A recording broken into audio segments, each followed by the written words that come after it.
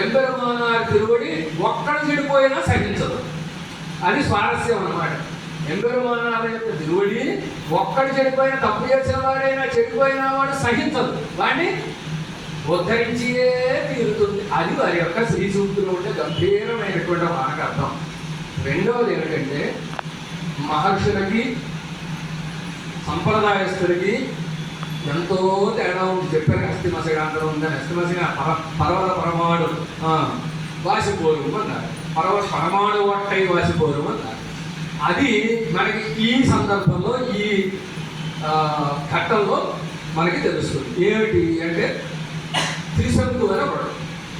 ఈ త్రిశంకు అనేటటువంటి ఆయన వశిష్ఠుడి యొక్క శిష్యుడు. ఈ త్రిశంకు వచ్చి వశిష్ఠ మహర్షి దగ్గరికి వచ్చి సంప్రదాయస్తులకి సంప్రదాయం కాని వాళ్ళకు ఉండే తేడా ఈ సన్నివేశం చూపిస్తుంది.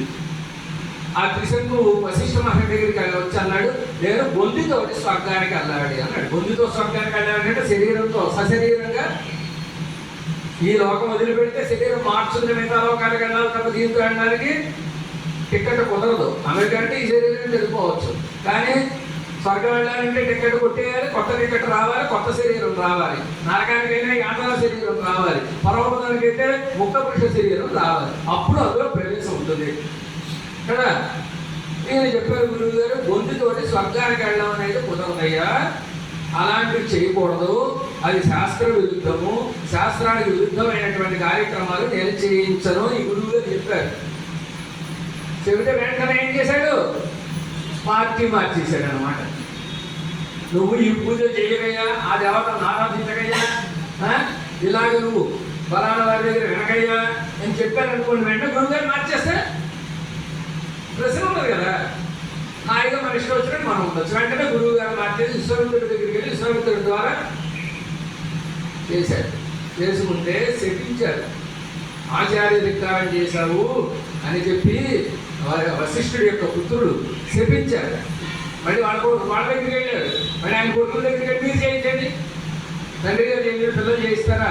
అప్పుడు నువ్వు ఆచార్య ధిక్కారం చేసావు కనుక నువ్వు దరిద్రుడు అయిపోతే మారువిల్లిరుంద యజ్ఞోపేతం ఏమైపోయింది, వక్షస్థలంలో ఉంది యజ్ఞోపేతం కూడా తోలైపోయింది వాడి.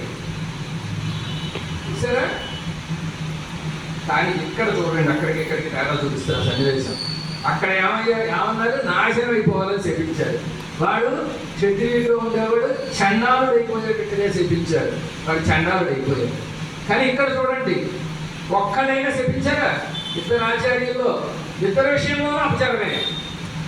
ఒక అపచారం కాదు, పాత గురువు గారి విషయంలో అపచారం కాదు, కొత్త గురువు గారి విషయంలో కూడా అపచారమే. ఏం చేత చెప్పకుండా చేయించుకోవడం, అబద్ధం చెప్పి చేయించుకోవడం.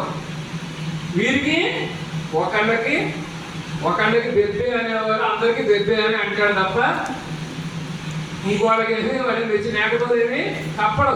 ఇక్కడ ఈ గురువు గారికి ఏం తప్పేశాడు, మళ్ళీ ఆ గురువు గారికి అదే తప్పేశాడు.